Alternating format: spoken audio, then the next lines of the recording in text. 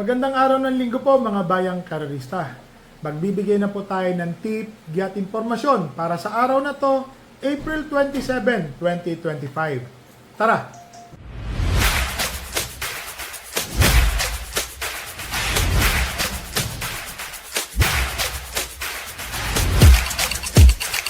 So mga bayang karerista, pakita ko po muna ang ating kopya. Gandang karera. Oho. Napakagandang karera mga bayang karerista. I-remind ko lang po kayo, ang start time po ng karera ay sa ganap na alas 2:30 ng tanghali o ng hapon. Yan po ha. Mainit. Ngayon po gaganapin ang 2025 Annual NPJA Incorporated Jockeys Day. Second day po ito ha. 2025 Philracom Chairman's Cup Division 1, 2, and 3. Cool Summer Farm Derby. Lahat po ng karera ay no bearing, no effect. Yung pong mga nasa ratings na magsisitakbo. Pero po kasi yung mga ratings dito yun po kasi ang pinagbasihan nila. Kung mapapansin nyo po, no bearing po yan. Yung 1, 2, 3, timbang lang po magbabago. Pero diyan ka pa rin. Pag nanalo ka, plus 3 kilograms. Pag nakwarto ka, baba. 4th placer, 4th, 5th, 6th, pababa. Minus points ka dyan. So, race number 1, 2025 Philracom Cup Division 3, 2,000 meters. Ang haba kagad. 8 runners. First choice, entry number 3, Modern Legacy. Galing na galing po ako sa kabayo na to, mga bayang karerista. Tingin ko po, mananalo po ito. Napakainam na kabayo, maning-mani po sa kanya ang distansyang 1,400 na 1.25. Dalawang sunod na po itong nananalo. Tingin ko napupunto at kaya pa hong manalo kahit mahaba po ang distansya. Second choice po, kabayo po ni LABD at saka ni Boss Hans City. John Alvin Guse. Mainam po ang panalo nito nung nakaraan. Tingin ko po may panalo din po ito. Isang deremating kabayo po. Naglagay po ako ng third choice. Entry number 7, Club Habana. O'Neil P. Cortez. Napakaswerteng kwadra. Mr. Ed Maceda. Napakaswerte po nila. Parati po silang may panalo, mga bayang karerista. So dito po sa race number 1, first choice entry number 3, Modern Legacy. Second choice entry number 2, Hans City. Third choice entry number 7, Club Habana. So dito na tayo sa race number 2, NPJAI LABD V Racing and Stable Farms Race. Opo, 3-year-old and above maiden race placers, yung mga natitimbang at yung mga bagong baba. Ibig sabihin, galing ng barrier at yung kanilang nabatoran. First choice, entry number 7, Deputy Mischief. Balita ko po, mabuti yung kabayo na to. So ito po yung mga imported po na doon nagsidating. Ang dami po nila. So may iinam daw po yan. So magaling daw po. Balita ko lang po yan. First choice. Second choice po, entry number 4, Gentleman Bell. Kung napanood nyo po yung race 1 na mataas ang numero nito, nasa labas. Siguro uncontrollable lang siya. Tingin ko po ngayon, JB Hernandez, second ride niya. Tingin ko po may panalo po ito, si Gentleman Bell. Parati pong nandudun yan. Tingin ko po may panalo po yan. Third choice po, entry number 10, Brewing Point. Ito po yung nakipaghabulan po sa magaling na kabayo. Si Brewing Point po, siya po yung humabol talaga hanggang last 200 meters. Tingin ko po may panalo rin po ito. So dito po sa race number 2, first choice entry number 7, Deputy Mischief.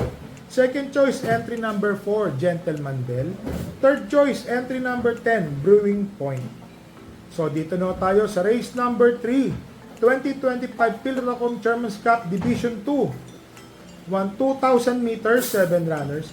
First choice entry number 1, Sophisticated. Tingin ko po nung nakaraan, hindi ko maganda ang kanyang tinakbo. Ngayon tingin ko, may balita po ako, maganda na po ang kanyang kinikilos, pati itsura. Tingin ko po, malaki po ang panalo ni Sophisticated, kaya pinang-premiera ko na po siya. Second choice po, entry number 3, Winner Parade. Diyan, Alvin Guse po ang papatong. Alam naman natin, palahi po yan yung Ma'am Melanie Habla. tingin ko po, malaki din po ang panalo. Pati po itong entry number 4 na si Added Haha. Kasi mga deremate po ito. Pwedeng tumutok lang siya sa mga naghahabulan sa unahan. Saka po paparematihin. Kaya sila po ang aking mga pinili. So dito po sa race number 3, first choice, entry number 1, Sophisticated. Second choice, entry number 3, Winner Parade. Third choice, entry number 4, Added Haha. So dito no tayo sa race number 4, 5 runners, 1,600 meters, Cool Summer Farm Derby. Opo. Laki po ng premyo nila. First choice, entry number 5, Ladybug Red. Bakit to? Siya po lang kasi nakita ko na pwedeng sumunod at rumemate. So makapanood po ito ng kwarto pwesto habang nagbabakbakan po yung 1, 2, 3. 1, 2, 3. May panalo po siya rito. Dihado. Magandang dihado po yan. Saka kung mapapansin nyo po, malaki po ang premyo. So tingin ko maganda magiging diskarte ni Ladybug Red. Second choice, entry number 3, Call is Right. Ito pong si Call is Right, mga bayang karerista ha. Kung mapapansin nyo, meron pala silang mga takbo sa milya na 1.42.5 o kulang 1.43. May 0.8, 0.6 ganun po. So, para sa akin po, may panalo rin po ito. Pati po itong entry number 1, third choice, Marvelous Maxine, tingin ko po malaki din po ang panalo. So, the same din po, dikit pala silang nagkatalo noon. Nicole is Right. So, dito po sa race number 4, first choice, entry number 5, Ladybug Red. Second choice, entry number 3, Call is Right. Third choice, entry number 1, Marvelous Maxine. So, dito na tayo sa race number 5. Dito na po gaganapin ang 2025 Philracom Chairman's Cup. 8 runners po. 2,000 meters ang distansya. First choice, entry number 7, Jungkook. Napakainam na kabayo na ngayon. Bumalik na po yung kanyang buti ni Jungkook. Tingin ko po, kaya pa hong umulit ni Jungkook. Siya po ang ating first choice. Maganda po yung mga barrier rin, mga chinechempo po niya, pati po yung ensayo. Balita ko, magaganda po ang kinikilos. Second choice, entry number 4, Batang Manda. Isa pa rin po ito. Maganda na po ang kinikilos. Huwag lang po mapapahirapan sa unahan. Kung sakaling si Batang Manda ang mauuna, makakuha po ito ng 2 kwartos. Pass your paper na po yan. Naglagay po ako ng third choice kung magkakaaberya sila. Entry number 1, Easy Does It. Distance-wise, parang kanya na po. Yun lang, medyo malalakas talaga. Mabubuti rin po yung mga nakakalaban niya, kagaya po dito, kaya malaki naman ang premyuhan. So, Easy Does It, third choice. So, dito po sa race number 5, first choice, entry number 7, Jungkook. Second choice, entry number 4, Batang Manda. Third choice, entry number 1, Easy Does It. So, dito na tayo sa race number 6, 8 runners, 1,400 meter race. Ito po. First choice, ito po yung inaabangan ng lahat. Ang paghaharap po ni Ace of Diamond, Sherbet Fountain, na napakaganda po ng kanyang tinakbo. Birchstone, na hindi pa po natatalo sa kanyang mga kinikilos. Ana. So, first choice couple entering 7 and 7A. Perfect Delight and 7A Birchstone. Bakit to? Batak po sa ensayo. Parati pong nananalo. Pista-wise, Malbar, gaya po ng sinasabi ko sa inyo, hindi pa po natatalo si Birchstone. So, ito po yung parang testing ground sa kanila. Kagaya po ni Ace of Diamonds, sa ni Sherbet Fountain, medyo may kagalingan po ito, si Birchstone. Talagang galing na galing po ako. Kabayo po ito ni Boss June Sevilla. Second choice, entry number 8, Velvet Haze. Segundo po ito, malapit na malapit kay Chuligan. Actually, dead hit po ata nagkatalo yan Pero sa tingin ko, alam niyo na. Pero para sa akin po, malaki po ang panalo ni Velvet Haze. Ngayon, nilagyan ko po ng tuldok yung 2 inaabangan natin. Sherbet Fountain at ito pong si Ace of Diamond. Bakit to? Kasi parehas po silang di bandera. Kailangan po mauna ang isa para manalo ang isa. Kung hindi po magkakaroon ng bigayan yan, mga bayang karerista, kaya po pinampremera ko si Birchstone. Meron po akong napanood kay Birchstone na 1.24 pinaremate. Naiwan sa Bayang Remate. So, para sa akin po, hindi po biro yung naabala ka. Tapos, ang tempo mo is 1.24. So dito po sa race number 6, first choice, couple entering 7 and 7A, Perfect Delight, 7A Birchstone. Second choice, entry number 8, Velvet Haze. Third choice and fourth choice, Sherbet Fountain and Ace of Diamond. May tuldok lang po, kayo na pong bahala dyan. So dito na po tayo sa race number 7, rating 34 to 39. 11 runners for 1,400 meters. First choice couple entering 3 and 3A, counter attack and 3A proceeding. Ito pong proceeding, bagong kabayo po ito, imported. Ito pong counter attack, tumakbo na po ito ng milya, nanalo, 1.39. Mukhang maganda po ang kanyang kinilos. Bakit po? Mag 1.39 ka sa second run mo, is ibang bihira po yun. Masasabi ko po, malaki po ang pag-asang manalo po nito or magpo-progress pa ho yung mga tinatakbo nito. Second choice, entry number 1, Madam Mayhem. Ito pong si Madam Mayhem, bakit po? Second choice, ito po yung mga nakakalaban na rin niya. Oho, nasigundo po ito kay Antonio de la Mugis. Kay Antonio Tol. Andiamo Aperense. Nasigundo po ito nung bagong kabayo pa lang siya. And then may mga takbo po ito, 1.25 rin po ang tinatapos niya. Ngayon ho, baka magkaroon po kasi ng habulan, hagaran sa unahan. Si Counter Attack, si Part-Time Lover, sama na rin po natin si Longevity sa unahan. Madam Mayhem po, manonood lang po ito ng tersero, kwarto pwestong malapit, malaki din po ang panalo. So dito po sa race number 7, first choice, couple entering 3 and 3A, Counter Attack, 3A Crusading. Second choice, entry number 1, Madam Mayhem. So dito na tayo sa race number 8. Ang dami pala ng karera ngayon. 3-year-old group 6 placers, yung mga natitimbang o yung mga galing sa panalo. Nagsipanalo na ha, mga bayang karalista ha. First choice, entry number 2, Heartfelt. Wala hong ganung katulin. Pag ito po nauna, kung maalala nyo po, nanalo po ito noon, dati pa. Banderang tapos, wala hong nakadikit sa kanya. Kung magagawa lang po niya yung kanyang ginawa noon, lalo na po ngayon, wala pong ganung katulin. Sa pacing ni Heartfelt, malaki po ang panalo nito, dehado pa. Second choice, entry number 1, Blackjack. Itong si Blackjack, nung bagong balik, segundo, Montik manalo kay Picoten Lady. Tumakbo po ulit ito. Terserong malapit. Yun lang ho, medyo malakas talaga yung naging nakalaban niya. Para sa akin po, may panalo na rin po ito dito. Or baka ito pa ang malyamadong Blackjack. Third choice, entry number 9, Flaming June. Mga bayang karilista, si Flaming June galing na rin po sa panalo ulit. Mainam po ang kanyang tinatakbo. Tingin ko po, may panalo. Malaki po ang chance ang manalo ni Flaming June. Pare-parehas po silang 1.26 ang pinaka-champion nilang masama. 25-26, mamaliin po nila yan. So, dito po sa race number 8, first choice, entry number 2, Heartfelt. Second choice, entry number 1, Blackjack. Third choice, entry number 9, Flaming June.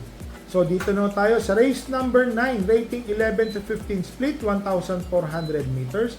First choice, entry number 10, Louis Bill. Ang ganda po ng tinakbo na nakaraan nito. Kabayad po ni Madam LABD at Boss Hans. Tingin ko po, malaki po ang panalo ni Louis Bill. Second choice, entry number 9, Majestic Star. MB Pilapil. Nagkambyo po ng hinete. Alam niyo po itong si Majestic Star. Consistent po ito ng 1.28 under the whip of Mr. Jackie Calagos. Tama ba yung pronunciation ko? Para sa akin po, malaki po ang panalo niyan. Baka madihado pa yan. Majestic Star. Third choice, entry number 8, Lord Bentley. Isa po ito sa magdadala ng marcha. Kung mapapansin nyo, lumalapit-lapit na po ito. Alam ko po, ang stallion ng mga kabayo na to, galing po ito sa kabayo po. Kalahi po nila Bayani Kuching. Si Boss Bayani Kuching, saka si Jay. Magagaling po mga kinikilos nito habang nagkakaedad yung mga kabayo nagmamature. Lord Bentley, third choice. So dito po sa race number 9, first choice, entry number 10, Louis Bill. Second choice, entry number 9, Majestic Star. Third choice, entry number 8, Lord Bentley. So dito na tayo sa race number 10, 12 runners, rating 16 to 21. placer. Split po ito 1,400 meters. First choice, entry number 10, Mahusayhay. Yay. Wow. Bakit to? Marami hong matulin. Baka isa po ang makinabang. Magaling na kabayo po ito, si Mahusayhay. Second choice, entry number 1, another LABD. Boss Hans owned Melania. Magaling na kabayo. Mainam na kabayo. Maganda po ang numero. Tingin ko po, malaki po ang panalo. Nilagay ko pong third choice, entry number 4, Badabing. Magaganda daw po ang pinipilos niyan sa ensayo. Ansama po yan. Malaki daw po ang panalo. So dito po sa race number 10, first choice, entry number 10, Mahusayhay. Second choice, entry number 1, Melania. Third choice, entry number 4, Badabing. So dito na tayo sa ating race 11. Rating 11 to 15 split, 1,400 meters. First choice, entry number 4, Family Affair. Always natitimbang po ito. Segundo, tersero, nakakwarto. Ngayon po, mga bayang karerista, yung pagkakatimbang niya, tingin ko nababatak na. O'Neal Cortez pa rin ang papatong. Malaki po ang panalo. Second choice, entry number 11, King Hans. Nung pong tumakbo po ito nung nakaraan, parang kulang pa. Tingin ko po ngayon, malaki po ang panalo. Lahat naman ng kabayo, pinagandaan po itong araw na to. No bearing note. Para sa akin po, may panalo po ito, si King Hans. Third choice, entry number 5, Bantay Sarado. A.R. Villegas. Ito pong si Bantay Sarado, talagang Bantay Sarado ang tingin ko dyan. Bakit to? Big magugulat lang po tayo dito, susungaw sa balya, pagdating sa rekta at mananalo. Malaki po ang panalo. So dito po sa race number 11, first choice, entry number 4, Family Affair. Second choice, entry number 11, King Hans. Third choice, entry number 5, Bantay Sarado. So dito na tayo sa last race, race number 12. Rating 22 to 27. 14 runners, full gate po tayo. First choice, entry number 12, Tadeus Jeffrey Tagulaw Sarate. Kasi ang pinagbabasihan ko dito kay Tadeus, meron po itong 1-12 under JB Guerra. Ito po, Jeffrey Tagulaw Sarate. Para sa akin po, malaki po ang panalo niyan. Sasama po natin yan. Second choice, Unending Grace, MM Gonzales. Ito po is pag-aari po ni Boss James Rabano. Malaki po ang panalo, imported na kabayo. Sila rin po yung mga magkakakalaban nun, kung maaalala nyo itong dalawa na to Third choice po, entry number 6, Morning After. Ang inam po nung panalo nito recently. Para sa akin po, nagsilbing batak po yan si Morning After, mga bayang karerista. Ang sasakay pa rin po is si A.R. Villegas. Malaki po ang panalo niya. So dito po sa last race, race number 12. First choice, entry number 12, Tadeus. Second choice, entry number 13, Unending Grace. Third choice, entry number 6, Morning After. So mga bayang karerista, papakita ko lang po ulit ang aking kopya. Ang hirap po ng manera. Masarap na mahirap. Ang kapal ng lineup. Talagang balansyado po yan. Para sa akin po, kahit sino po ang piliin nyo, may panalo. So, ito po, mag-shoutout lang po tayo kay Mr. Tuk Lusong ng Porac, Pampanga, Mamerto Rodriguez ng Tondo at kay Mr. Jomar Martin, Joseph Tawasil ng Batang Malate, kay Mr. Ramil Samar. Happy birthday po kay Mang Pepe at shoutout po kay Tata Bal ng Road 14 at saka kay Leonora Remedios. Shoutout din po kay Mr. Philip Lorenzo Ito po, nangarera po tayo dyan sa ADA OTB na pag-aari po ni Mr. Ray Rodriguez. Dalawa na pala yung OTB niya. Bukas pa pala yung The Port OTB. Dito po yan sa may Obando, Bulacan, sa may Ponduhan. At ito pong ADA OTB, tapat po yan ng Orocan. May skinita po. So yun, medyo madali po nga yun. Saka malamig ang pwesto niya. Maganda po doon mga bayang karerista. Ito rin po, Stanley OTB sa may 9th Avenue, Caloocan. Yan po yung sa may Parisan dyan. Madali po puntahan yan mga bayang karerista. Budel Fight OTB sa may Makapagal Boulevard, sa may Pasay po yan Tapos yung OTB po sa Riders, dyan po yan sa may Buendia. Katabi po yan ng gasoline station, BDO, nasa taas. So yan po yung mga OTB. Pasensya na po, wala po tayong alam na OTB sa may Antipolo Rizal. Tapos yung OTB naman dito sa may Dasmariñas Cavite, ang alam ko po nasa may Golden City. Meron din po dito sa Gentry. Yung po yung sa may Sabungan, yung palengke. Malapit po doon. Yan po yung tipsy kung hindi po ako magkakamali. Meron po dyan. So mga bayang karerista ha, parati ko pong sa inyo sinasabi. Bet small, win big. Bet big, lose big. Pasensya na po kayo. Si Doña Chichay, segundo. Na imported. Talaga suki po tayo ng imported na kabayo. Imported po ang tumalo sa kanya. Yun po. Ganyan po talaga ang karera. So, remind ko lang po ulit. Dala po tayo ng payong at tubig na mainom. Masyadong mainit po sa labas. So, happy racing and stay safe po sa inyo lahat.